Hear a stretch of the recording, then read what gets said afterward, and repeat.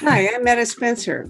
Today is Tuesday, March the 8th, and we are doing a schmooze day, which means that we've got some people together who don't know each other and who have no idea what we're going to talk about, except they each know what they want to talk about, and that's the blessing, because we do a little go around and find out what's on people's minds, and then we tear into it. In Victoria is Erin Hunt, who works for Mines Action Canada and is quite an expert. She was about to tell us about the work of the Commission, or it's not called, the Convention on Conventional Weapons, which she follows closely, among other things, and which has absolutely nothing to do with really conventional weapons, but such things as killer robots, as I recall. Is that right, Erin?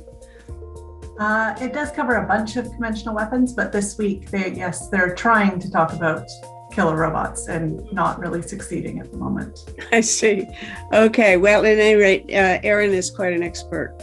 Here in Toronto is David Berman, and he is originally a dentist. I guess he still does dentistry, but he is a man of many parts with a lot of interest in especially in Indigenous health issues, and for the last 3 or 4 years in global warming as working on Project Drawdown, which has a local group in Toronto that he sort of is a mastermind of.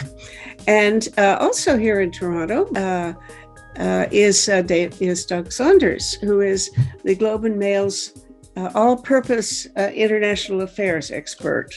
He knows everything that needs to know about how to solve global problems. And we will no doubt get some good advice from him today. But the reason I like to have him on is he's a terrific interviewer. He can make other people say things that they probably never expected to say before. Now, guys, what's on your mind? Erin, I'm going to give you your first crack at telling us what you would love to talk about today. Oh, well, when I originally agreed to join you for a schmooze day, I picked March 8th, thinking we could talk about all the cool things that the women I work with in disarmament do, because people usually think weapons is a men's issue. But it looks like killer robots in Ukraine have sort of taken over the past week or two of my work life. So happy to talk about either of those, but also happy to talk about something that's a little bit more uplifting if anyone's got something in that category. No uplift in this world anymore. It's all downhill. Anyway, killer robots are on the agenda of is it the conference on, conventional weapons? You have to explain why killer robots are considered conventional weapons. I think so. There's something that the UN has created that's called the Convention on Conventional Weapons, and it's what they call a framework treaty where they can talk about a bunch of different issues under the convention. And for some reason, they put lethal autonomous weapon systems, which is what they call killer robots or autonomous weapons, or sort of any new technology where artificial intelligence is going to decide the targets and who's being fired upon, come under this body right now, the CCW. And this week they are meeting to discuss ways forward towards the normative and operational framework on lethal autonomous weapons. A lot of countries wanted them to start negotiations, but in November and December, a couple states, and I'm going to call them out, even though it's less diplomatic to do that, Russia, the US, Israel, and India to some extent, really blocked the ability of all these other countries to start negotiations. So they're having more meetings this week to discuss things. Does this mean that those countries just plain don't want any agreement or any conversation to take place that might impede their development of killer robots? It's a little bit of a yes and a little bit of a no. The US is putting forward sort of like best practices and a code of conduct. And some of the other countries are looking a little less like they'd even like that. But this week, so far they have not done anything in 2 days of meetings because with the new restrictions on Russia following the invasion of Ukraine, Russian planes can't enter EU airspace, and the meeting is in Geneva. And diplomats now require a visa, which they couldn't get in a day and a half or 2 days' notice. So they are blocking anything beyond. I don't even think they've adopted the agenda yet, because okay, it's a consensus body. So one country can block everything. Right. Okay. Hello, David. What's on your mind these days? Well, what isn't on my mind, Matt?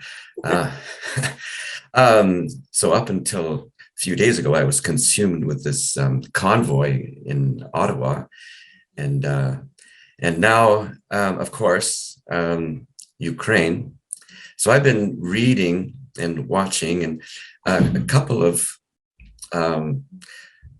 people that I've really been paying attention to. One of them is John Mearsheimer at the University of Chicago, or in Chicago. I don't know which particular university. He was a political scientist who's studied Russia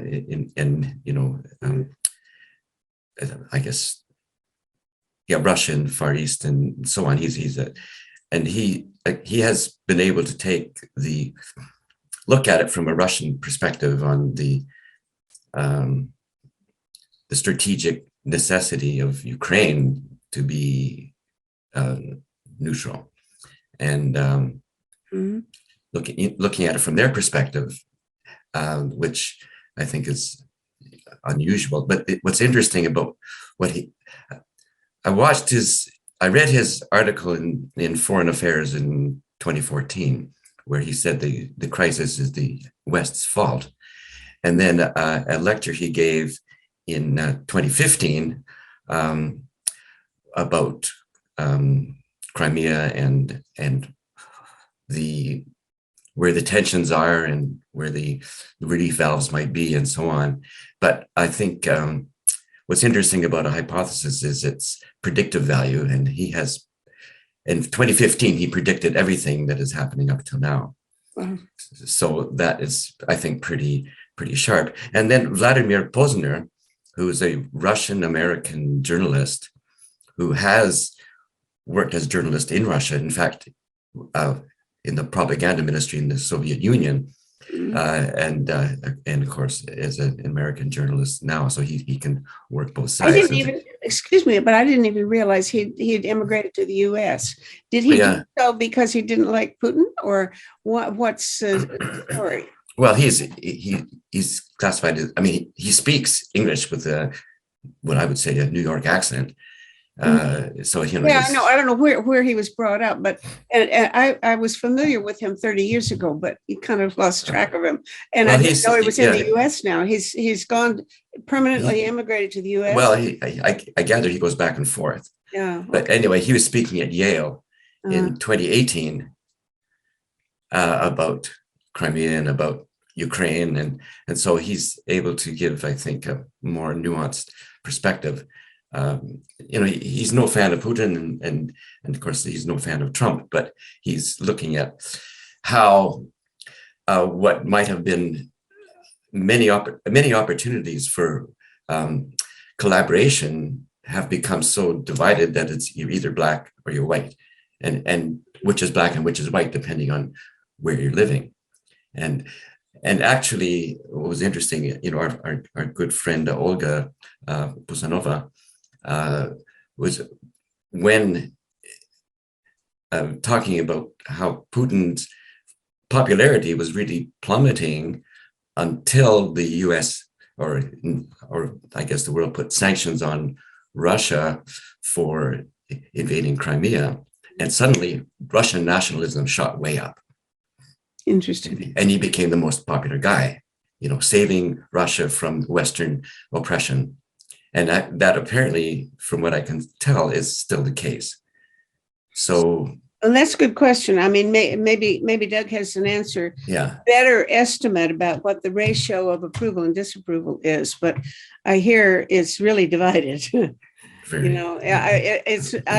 don't think anybody would say it's overwhelmingly pro-Russian, although it's sure. I think majority of Russians Okay, Doug, correct us. What do you know about this? And tell us what else you'd like to talk about today.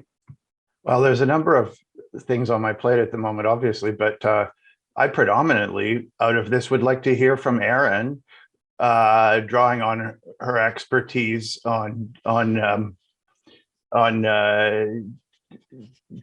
dangerous and unusual weapons, on the extent to which things like landmines and cluster munitions and so on are being used by Russia in this conflict, and autonomous or semi-autonomous weapons, if in fact they are being deployed, which I suppose depends on where you divide your line as to, what degree of computing power within the weapon system itself constitutes autonomy.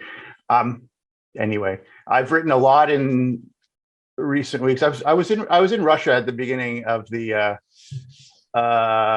pandemic for a month, doing a study tour, and I now fear that I might not be able to be there again for a very long time, which is too bad.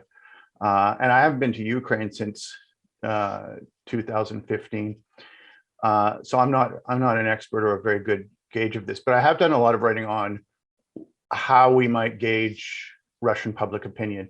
David's correct that Putin was able to use his invasion of Ukraine, of both Crimea and Eastern Ukraine in 2014 as a pretext to build popularity.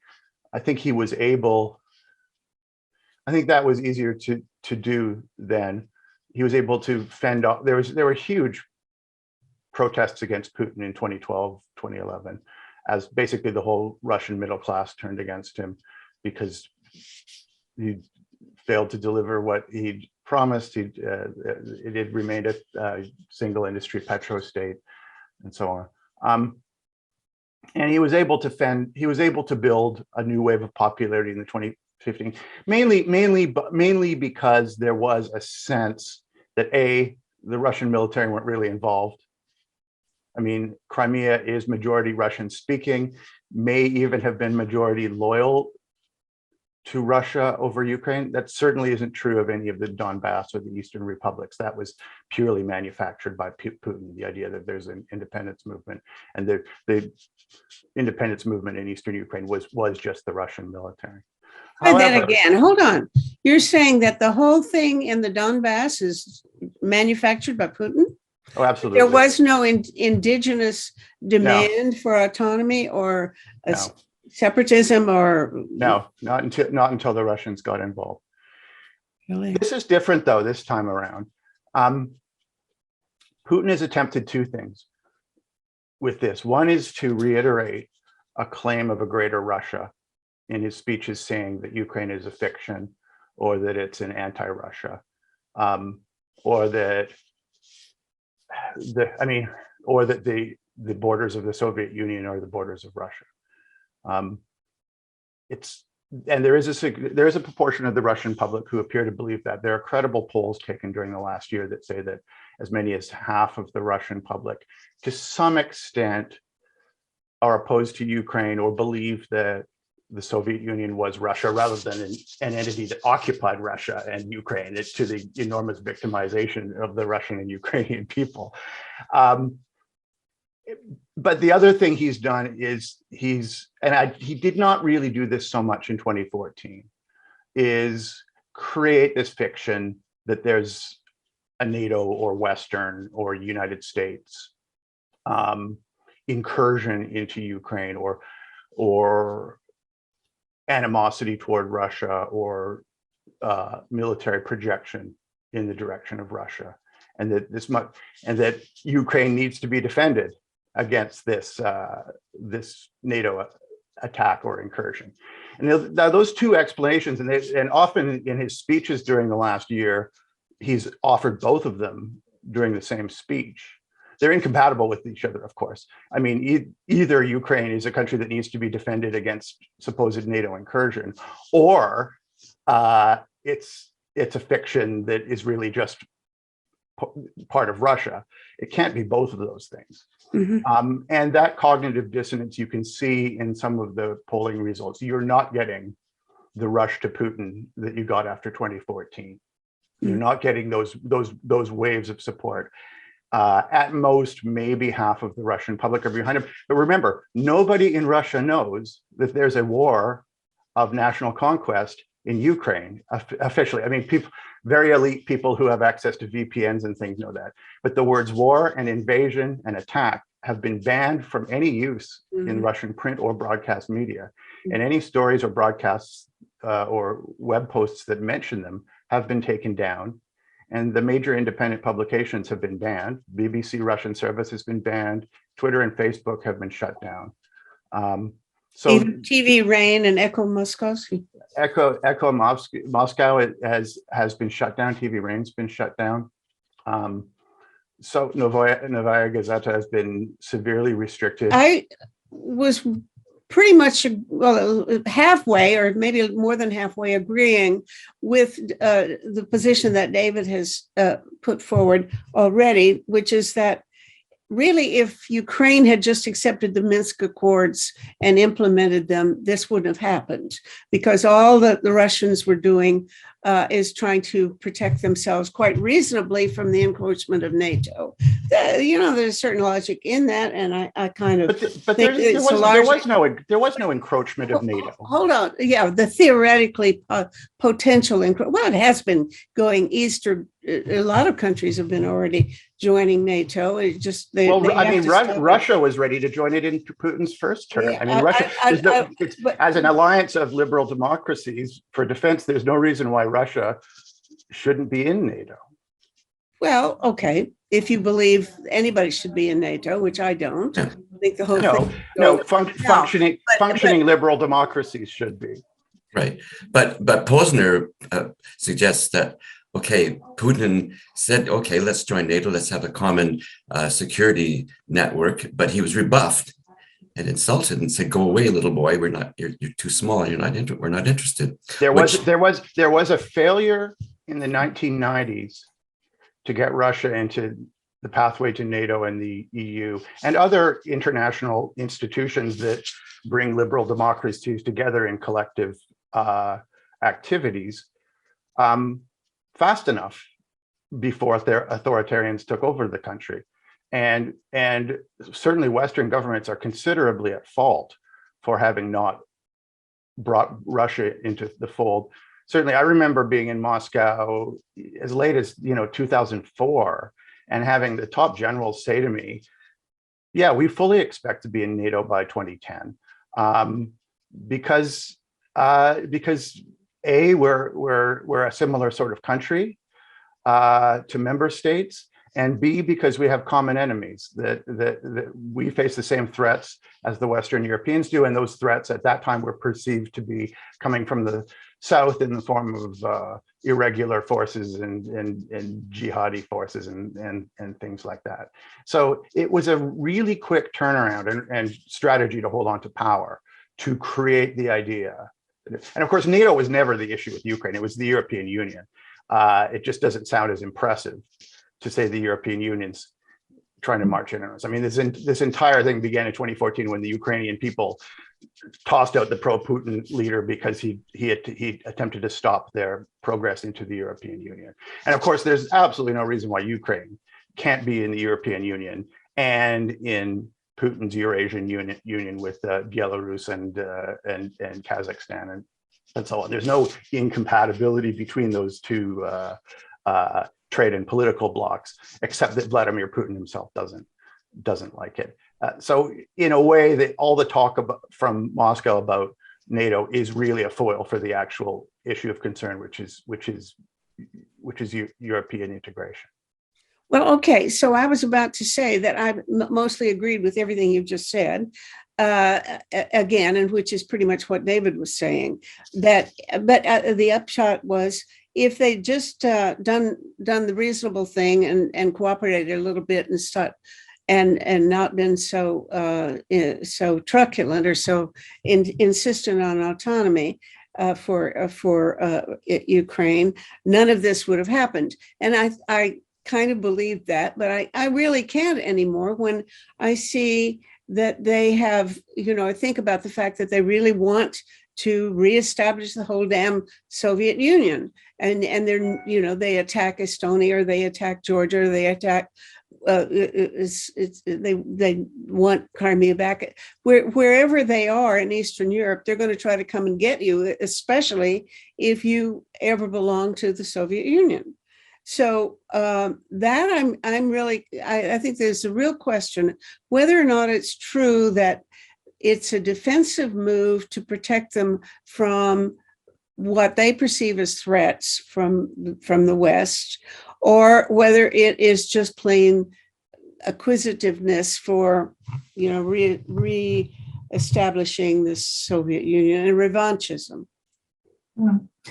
Yeah, I can get to Doug's questions about weapons and stuff, but just to sort of pick up on this, I've always found it very interesting, these comments about, if Ukraine had just, acquiesced to things, if they hadn't pushed to join the EU, none of this would have happened. Arguments, maybe because it's International Women's Day, or maybe because I'm really been learning a lot from a really excellent feminist activists and scholars, but whenever I hear that language, and I have heard it quite a bit recently, all I really think of is sort of the, well, Mrs. Smith, what did you do to make him hit you?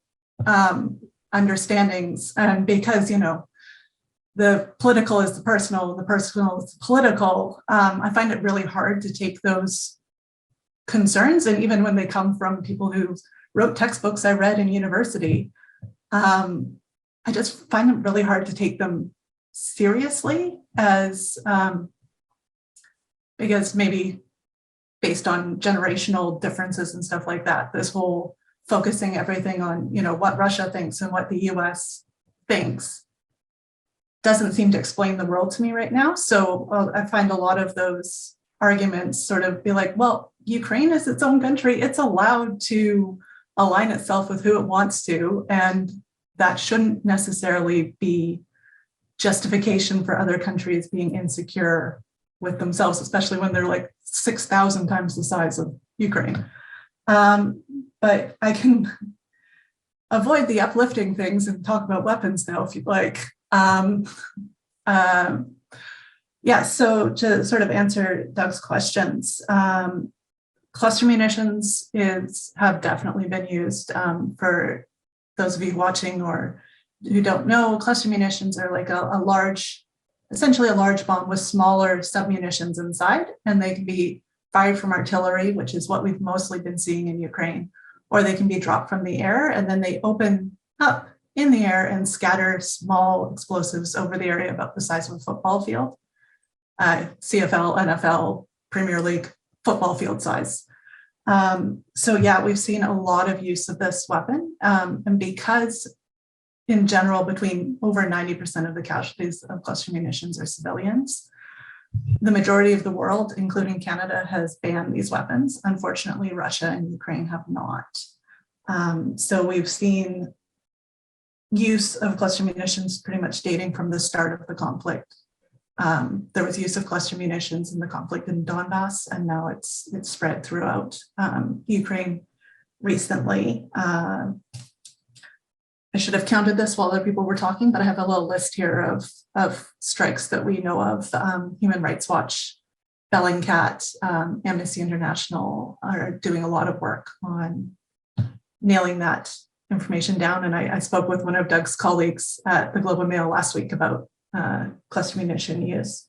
In terms of landmines, I haven't seen much reporting on new use of anti-personnel mines. Ukraine has joined the Ottawa Treaty, and from what we can tell, despite the fact that they're, fighting for their lives and their country, they are abiding by the treaty, doing exactly what a responsible state should be doing.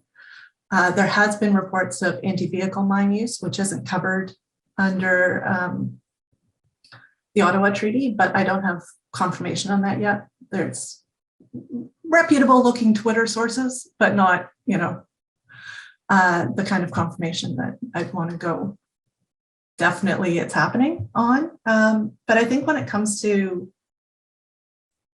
weapons use, and that what the biggest issue right now is we're seeing Russia do exactly what they did in Syria, which is pretty much indiscriminate bombing of cities and towns, civilian infrastructure, hospitals, schools, apartment buildings, shopping malls. And as someone who, did some reporting and coverage on Syria for the Landmine and Cluster Munition Monitor, it's been really disheartening to know that would probably be coming for Ukrainian cities, and then watch it happen in real life, which I'm assuming, Doug, you're probably in the same boat. I seem to remember reading you on Syria, and now watching the same thing happen again is very difficult, and has resulted in me going to the beach and throwing rocks at bigger rocks a little bit. But that's sort of a quick dive into the weapons issues that I've been seeing. I have to say, when I first heard that this had become a full invasion only a week and a half ago, my first thought was I hope this does not come to be conducted the way Russia conducted and financed Assad's war in Syria, in ways that use banned weapons, inhumane weapons, even nerve agents against civilians on a dangerous scale because it was too difficult or expensive to use conventional military means. And unfortunately, as you say, we're seeing signs that right from the beginning, a lot of the same horrific anti-civilian tactics that we saw in Syria being repeated here. I hope we don't see some of the worst of them emerge. Yeah, we're really hoping that right now, if it's as bad as it gets, it's terrible. But if it stays at this level, I'll be slightly less upset. Well, do you agree that it's just fine for any country to join any kind of military alliance? Is that common understanding of the way the world should work? I mean, I think up until the moment of the invasion, the NATO Secretary General was saying it's up to each country to decide who they join with and so on. That seems to me that if he had just said, we think that Ukraine should be a buffer zone and not be part of NATO, it's like an abstract principle. The West has never had any problem with dictatorships that favor the West. We look at when the CIA and the MI6 undermined the elected government of Iran in 1953 and brought in the despotic Shah of Iran. I mean, that was fine because he was favorable to the West, and he was unfavorable to nationalizing the oil reserves, which is what got the Brits so upset. And so, and then, Somoza in Nicaragua, and but let's not forget that in 1984, when the U.S. invaded the tiny island of Grenada because of a Marxist coup that was held there. I mean, what was the threat to the U.S. then? But they did overthrow the government, put in a friendly leader. So, it's not democracy versus autocracy. I don't think that's the issue at all. It's kind of, this freedom is a kind of an abstract concept, really. It's a well-established international principle and basic moral point that no country or people is a buffer zone for some other country. That's never been true. Canada is not a buffer zone between the United States and Russia, and the United States has tolerated or been unable to do anything about anti-American regimes in Canada, Mexico, Cuba, and so on. Not that there's any virtue, as you suggest. There've been nasty bits of business in in U.S. history, in British history, in Iranian history, and so on, involving neighboring countries. But there is no credibility to the idea that a country should have a sphere of influence that allows a neighboring country to become a buffer zone or neutral, or not to join the collective bodies that its people wish it to join. I mean, there may be a few Cold Warrior realist political science professors on the eastern seaboard of the United States who believe that idea because it was tossed around during Yalta or during diplomatic talks during the Cold War, or promoted by Henry Kissinger in back channel conversations involving the Soviet Union and that sort of thing. But I mean, if you ask anyone in Finland if their country was the buffer zone that Putin now claims it was, they will give you a very long lecture about the reality of life in Finland during the Cold War, which certainly did not see itself as being a buffer zone, but rather more as a victim of two different forces. So I don't think we're going to have any support for that idea. And to the extent that it was contained in the Minsk attempts, it was one of the reasons why those were never going to succeed.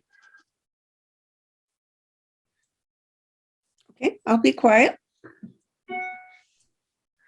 Yeah, I guess because of coming from the whole humanitarian disarmament background where all states are considered important and equal, and we have civil society in the room with states when we negotiate things and all of this sort of stuff. All of these conversations, I always just want to bring it back to the charter of the UN that says that like all states are equal.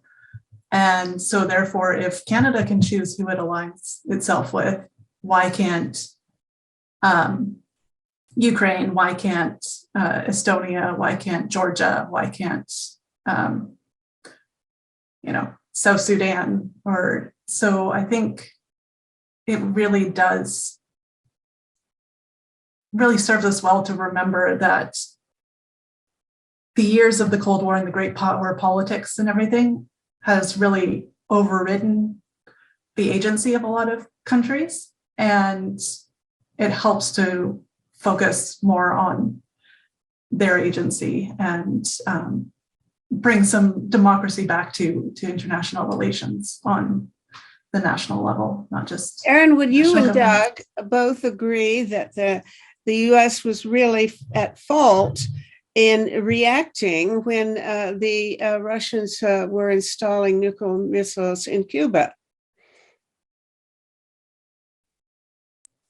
Was that a mistake? Because the parallel between the two situations is very conspicuous to me, that the U.S. said, you're just damn too close. I get back or else. But that was the way to do it. It was to have negotiations and achieve a withdrawal of undesirable forces without any bloodshed.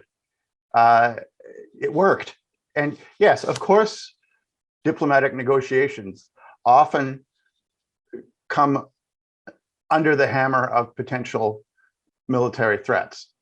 But in that case, of course, it was two nuclear powers negotiating with each other, both of which knew they had something to lose. But negotiation was chosen over military confrontation. And it could have happened that way. Should the United States have been involved first and foremost in the negotiations with Putin in December and January over his massing of troops on the border of Ukraine? Now that's the analogy that I think you're getting at, Meta. And I think that was a mistake. I think Joe Biden getting pulled into those talks in what was a European problem involving European countries made a mistake.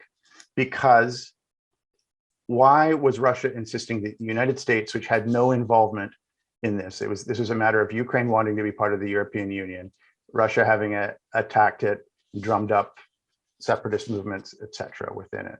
And it involved trade with the countries of the European Union and Russia as well.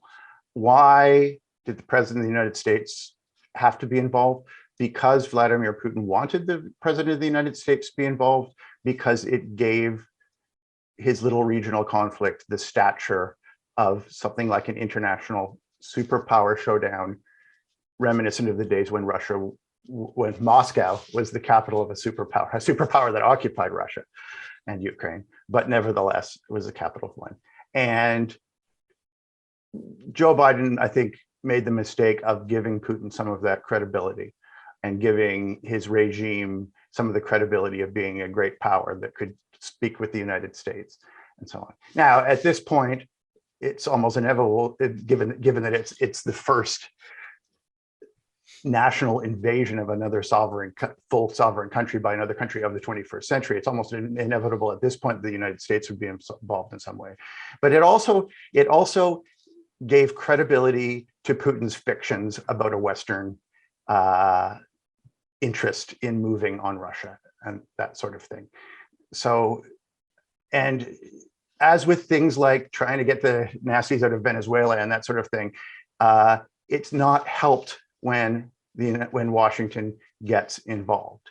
And there's a bit of a blindness in Washington diplomatic circles, I think, in realizing that there's a certain sort of Heisenberg's uncertainty principle in sensitive diplomatic matters and talks in which anti-Americanism is a factor, that the very presence of Washington as an intervener in those things can give credibility to an illegitimate side and those things.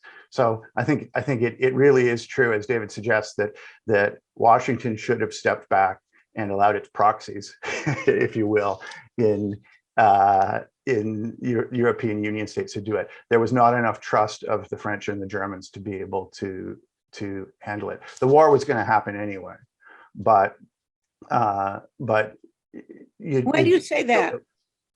The war was going to happen anyway. I mean, did you say that at the time? It wasn't obvious to anybody, including people who were in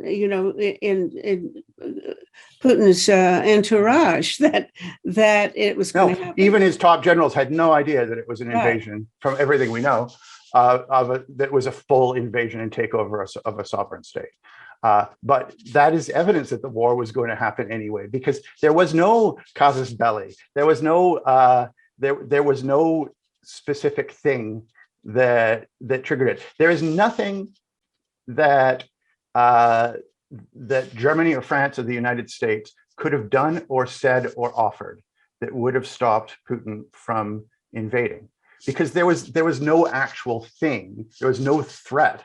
I mean, Ukraine was not joining NATO. It was not interested in joining NATO. NATO was not moving its forces over the Polish or Baltic or Hungarian borders toward Ukraine. There was not an actual thing to be resisted in this military attack. So it's reasonable to say that it happened only because Putin wanted it to happen, probably because he felt that the Russian military is based on short terms of service and so on. He could not keep 100,000 or 200,000 or whatever troops stationed on the Ukrainian border for longer than a few more weeks before they would have to be withdrawn or have their terms extended and replaced with new replacements and that sort of thing. So if he felt that there had to be an invasion, it had to happen, and it had to happen then. And there's no indication that anything in the negotiations taking place in December or January would have prevented that invasion in any way. Okay, David, this, I think he's arguing with you. I'm not sure that you intentionally are disputing David's point of view, Doug, but I think he is. What do you say? Well, I'm just thinking, what would any nation do when there's a potential for a hostile power to be right on its border?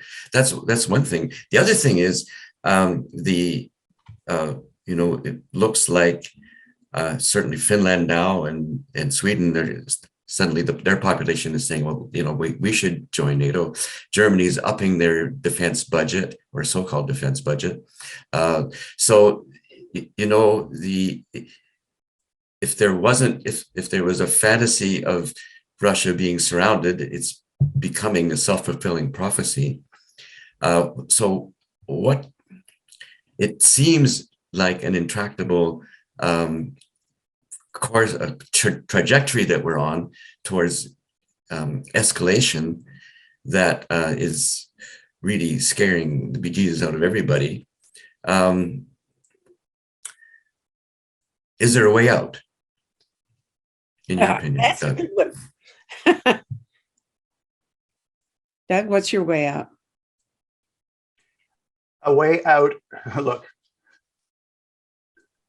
the prospect of escalation is a huge worry to everybody, that this could involve other powers. I mean, I think Finland and Sweden joining NATO is a foregone conclusion in this event, and it doesn't really affect things one way or another. What does have to be avoided is direct conflict between NATO and Russia. Now, I should add, if history had gone slightly differently and Ukraine and Georgia had joined NATO in 2008 after Putin's invasion of Georgia, I have a feeling this would not be happening any differently than it is now, except that it may have happened earlier. Putin might have done this full invasion of Ukraine in 2014 if Ukraine had been a member of NATO. And I think on top of all the other very scary situations we'd be having right now, we would be having a crisis of the NATO treaty, because I think NATO member countries would not have upheld Article 5, the mutual defense article in the NATO treaty, if this were happening. Some would have wanted to and some would not have wanted to. And we've seen that test. And we have to realize this about NATO, which is that it stopped being an Article 5 organization after the Cold War ended and started being a collective defense organization for allowing member states to save military spending and reduce costs of having a defense. None of the countries that NATO has come to none of the populations that NATO has come to the military defense of have been members of NATO ever. I mean, Kosovo, Bosnia, Afghanistan, Libya, and the times that there have been talk of invoking Article 5, it's met resistance. Turkey came very close to invoking Article 5 in its attacks on its own Kurdish population, which it portrayed as terrorists coming in from Syria out to attack the Turkish state. And we were very close a few years ago to having Turkey invoke Article 5, Turkey being a founding NATO member, and ask other NATO members to come to the so-called defense of Turkey against its own Kurdish population. That would not have been acceptable to pretty much any other NATO member. And it would have caused that sort of crisis of Article 5. I think if there's a hypothetical where Ukraine had joined NATO, and it never was that interested in NATO, it really was about the EU, but had it, we would be having a crisis of NATO right now as well. So resistant, fortunately, so resistant are NATO countries to having a situation where they are in military conflict with Russia, led by Vladimir Putin, whose stability we don't really know, whose willingness to overstep boundaries. He has already overstepped the boundary of using prohibited weapons of mass destruction against civilian populations in the case of gases and nerve agents and so on. Would he? Are you saying, okay, that if Ukraine were, I want to know factually what's the situation. Is Austria part of the EU? And I know Austria is a neutral country. So neutral countries can belong to the EU, right? So my opinion. EU has nothing to do with military anything. What? The EU has nothing to do with No. military You anything. say that the thing that bugs Putin is that that Ukraine wanted in the EU. It wasn't about NATO. That's right. Well, okay. Why not? Which is a trade and why political not let bloc. them in the EU and also be a neutral country? Why not? Isn't Austria in the UE, and isn't it a neutral country? And it's in NATO too. Well, no. Austria? Isn't it? I don't think so. I think Austria has been out of NATO, has never joined NATO. It Okay. can't be. For that very reason. It can't be a NATO if it's a neutral country. That would be a complete. Anyway, Meta, what you're proposing for Ukraine is basically what the Ukrainian people wanted. They wanted in the EU. They weren't particularly interested in joining NATO. Now, of course, this invasion has probably changed everything. You'd be insane not to want to be in NATO if you manage to get out of this particular thing.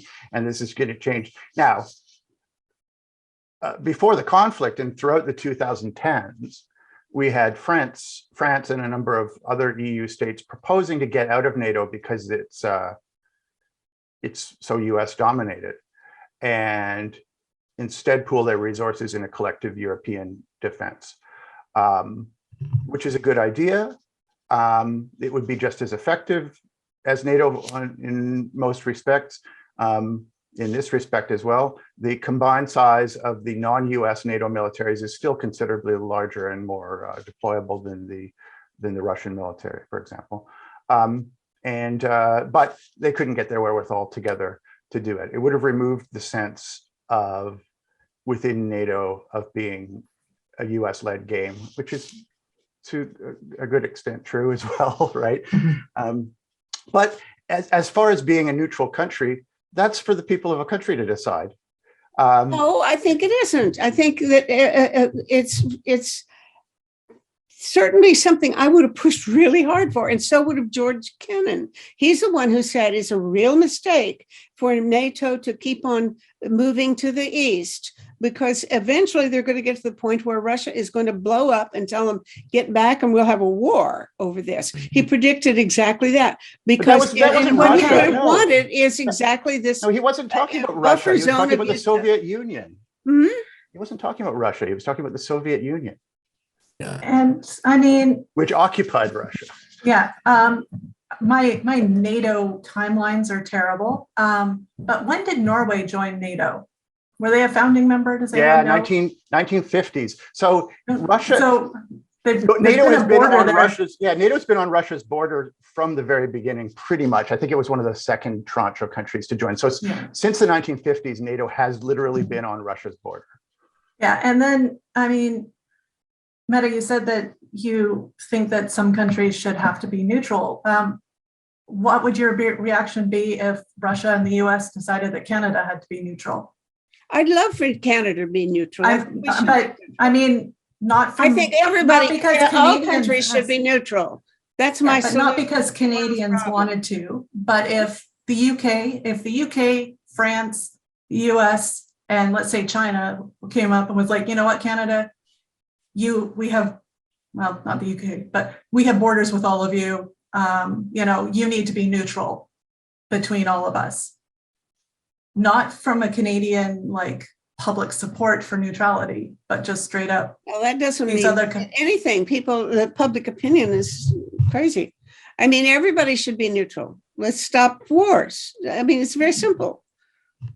I mean, ideally, yeah, that would be perfect, but Yeah. we can't impose neutrality on another state. I don't think the existence of neutrality has ever done anything to prevent a war either. I mean, Ireland and Switzerland didn't exactly contribute to the pacification of the Second World War. Well, in any case, as I understand it, it was really the Russians who decided, or the Soviets at the time, according to Pavel Palashchenko, whom I interviewed about this. He said it was the Russians who decided that Austria should be neutral because they didn't see how it'd be easy for them to maintain an army there and occupy the country as they did in Germany and so on. So it was really an agreement that the Russians initiated to make Austria into a neutral country. And the Austrians were smart enough to leap at the idea, bless their hearts. So here we are. We have at least one sensible country called Austria. I think you might want to look at the leadership of Austria at the moment. That's Right. it's, Touche. I'm just may thinking not of be a this model. very famous quote from Hermann Goering before the Nuremberg trials, where he talked about how easy it was to lead a country into war by isolating those who were for peace as being unpatriotic, and bringing up the prospect of fear of attack and fear of an enemy. And I don't know, I can't quote the exact phrases that he used, but he was saying that how easy it is for any leadership, whether it's democracy, whether it's a right-wing or left-wing dictatorship, to bring the people who are always reluctant to war to be able to be in favor of it. And of course, you're seeing that in Russia now, although not for war, but for standing up for the right. And then you're seeing it equally in the left. I mean, in the West, with the corporate media pumping for containment and for war and for the we good they bad kind of rhetoric that you see I don't think going you're on. seeing it. I don't think you're seeing much of that in Russia or in the West, particularly. I mean, Putin was only able to invade Ukraine by essentially pulling the wool over the eyes of hundreds of thousands of Russian teenagers who had thought they were serving. I mean, remember, the Russian military is basically a welfare organization. It's basically it has many hundreds of thousands of troops, most of whom are non-deployable, in order to keep unemployed young men off the streets, and possibly to keep them from being a threat to the governing regime. And most of those couple 100,000 who massed on the borders of Ukraine and later Belarus fully expected they were serving their couple months of mandatory military service in the usual sort of lackadaisical and untrained way that they do, and that they would be going back to their homes and farms and that sort of thing. And much to their surprise, they were marched in an assembly line fashion off to their deaths at the hand of people who looked and sounded like their cousins. And in a war that they didn't want to fight, that they didn't believe in, that their families didn't want to fight or didn't want to believe in, for a cause that majority of Russians probably don't believe in, even if it were true. And you don't see any desire among Western powers to get in a war with Russia. No, but they're very happy to support the Ukrainian effort. If I were not at all. I mean, the Ukrainians have been asking. No, we're the most enthusiastic people in the world are the guys who I watch CNN and these folks, and they're just praising Zelensky for urging everybody to go out there and stand and get mowed down. I personally, if I were Zelensky, you know what I'd do? I'd surrender. And I'd say, look, guys, we are not going to fight you. You come in and we're going to do civilian-based defense. We're going to take care of you without using violence whatsoever, because we're not going to cooperate and you can't make us obey you. And you're going to have a hell of a time ruling this country. So come on in if you think it's going to be fun. We will take care of you in our own way. That's essentially Isn't what that exactly what they're doing? Yeah, it's exactly what he's saying. Oh. They're saying, no, they're- come in and we will kill you the minute you cross this barricade. They're not going to do civilian-based defense. And besides which, you can't mix it with violence. If you're going to have violence, you're going to have a war. What do you mean by civilian-based defense? Because my understanding of it, everything not cooperating, everything that Gandhi did.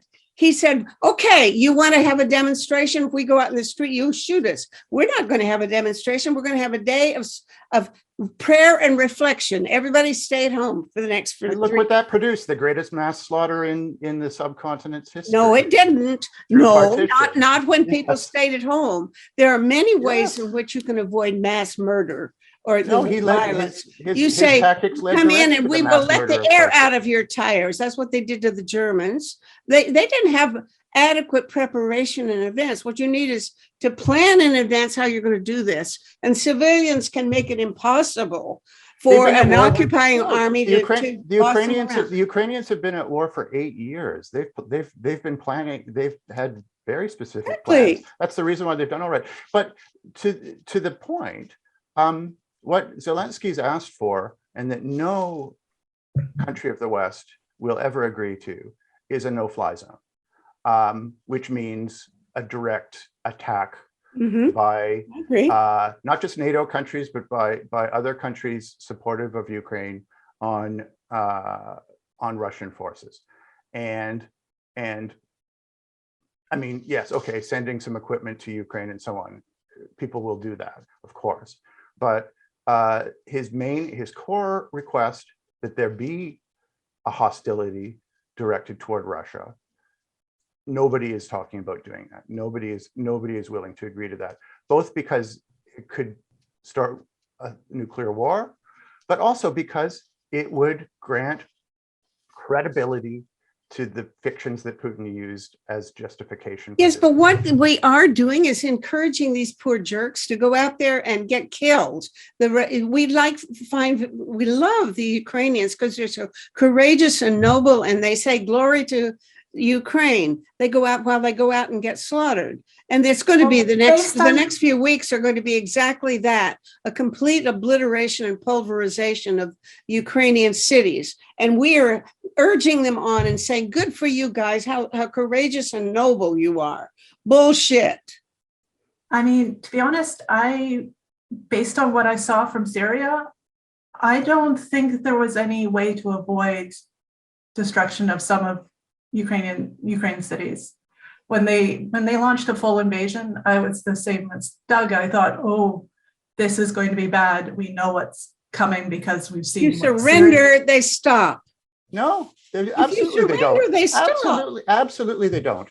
Absolutely they don't. They're bombing humanitarian corridors. We have no antecedent for that happening or working. Absolutely not. No, I mean, the destruction of it would possibly be quicker and more bloody. But no, there's no, first of all, you're never going to convince 100% of people to be tortured to death in a Russian prison or whatever occurs in that event. You are always going to have a percentage. You walk out there with your hands up, and they round you up, and they take you and put you in prisoner of war camp. That's called surrender. And it's understood. You carry a white flag if you need to, and that's called surrender. And then your cousin doesn't, and then they shoot you because your cousin didn't. Well, the question is, if you're in charge of saving lives in Ukraine and you really care about the future of Ukraine, what do you do? Tell them, go ahead and stand out there and get slaughtered by an army that has 5 times as many soldiers as you have? Or do you say surrender and we'll find another way of taking care of these jerks? It would be the same outcome either way, but you would. Putin has said all you have to do, guys, is say, we promise we will be a neutral country and we will stop, we will recognize the autonomy of the Donbass states. And I've forgotten one other condition, but stop fighting. Yeah, you say it's over and we'll stop our invasion. There were plenty of things that they said that people could do in 1943 to avoid being loaded onto the trains, and those who did those things were loaded onto the trains. It's like, if somebody wants to attack without but a country, if a country surrendered, that's when the war ends. No. Well, I think there's a question then of like, what is peace? Because surrendering and living under an oppressive regime is not peaceful. No, what you do is you resist nonviolently with civilian-based defense. No, you resist violently with civilian-based defense. No, you don't. But, I mean, not if you're a Gandhian, and every day I'm becoming more as I said, Gandhian. Look what Gandhi's tactics brought about. Partition was the biggest mass loss of lives in the subcontinent in its history, and it was entirely as a consequence of that strategy. No, it was And- entirely the result of the British stupidity, because that was the last thing in the world that Gandhi wanted. Churchill was not. It was what he knew would be a consequence of having a sectarian-based movement. And I mean, what you're looking at here is you have an aggressor state that in the past 10 years has proven that they do not respect international law. They will bomb aid workers. They will destroy hospitals. If I was living in Ukraine, despite the fact that I'm most of the time surrounded by pacifists in my professional world, if I knew that was what was coming for me, I would not surrender. Because, I mean, their double tap strikes on aid workers pulling people out of rubble is what could be your future. I should also point out what a large proportion of the actions being conducted by Ukrainian people and being advocated by their leader are nonviolent. A very large proportion of the efforts being undertaken. Okay, there's all sorts of talks about Molotov cocktails, which are okay, they destroy equipment rather than people, but they involve retooling the entire industrial base to build tank barriers, to turn every street into a maze. They've flooded the entire suburban area in the north of Kiev in order to prevent columns of vehicles from entering the area and so on. A large part of what they're doing is just creating a physical space that can't be entered Doug, by the look, military. you can't mix violence with nonviolence. You can't have civilian-based defense while you're in a war and the war is continuing. Because obviously the guys shooting have to know whether or not which side you are. Are you a protester or are you the guy coming to kill them? So they will shoot, and it makes sense. Besides which, we are now about 5 minutes over our schedule to end, and I just plain don't want to end, but I can't help it. I have one question for Aaron, though. Is there time? Go ahead. Just Aaron, what I understand was that when Assad released sarin gas against the civilian population, that Obama or at least his diplomatic corps worked with Russia to get Assad to give up the sarin gas, and they managed to actually corral it and destroy it aboard a ship in the Mediterranean. Assad continued with chlorine gas, but he didn't use sarin. So this is my understanding of how it worked. So I don't know if Russia was colluding with Assad to use gas against the Syrian population, or he. I know that they were bombing. Yes, that's definitely true. Do you have any more information than I have? I don't follow chemical weapons too closely, but I do know that at the OPCW, which I always get the acronym mixed up, Russia has been very adamant in supporting, or I guess preventing any consequences for the Assad regime. And I'd have to actually go look at each case of chemical weapons use in Syria that has been recorded to tell you who's involved. But I mean, at the level of integration between the Syrian and the Russian air forces, since Russia entered, it's hard to believe that any chemical weapons use wasn't at least known of by the Russians. Perhaps Doug probably has better on the ground intel than I do. I think you do. Yours is good too, but the OPCW was pretty clear that this was an unambiguous use of those agents by the Assad forces. It's been independently documented pretty well as well. It's not one of the more mysterious things in the latter half of the Syrian civil war. Right. My question was whether Russia was using them and would use them in Ukraine. My understanding was that this was an Assad Stockpile. Yes. That may well be true. I think it more points to the question of whether prohibited weapons of other sorts or morally abhorrent weapons of other sorts would be whether Putin would be willing to cross similar red lines rather than exactly that red line. Anyway, maybe we can leave it at that, since I think I have to go in meta. You're turning this into an epic. Yes, and I need breakfast. It's very healthy, a healthy dispute among friends. So Yeah.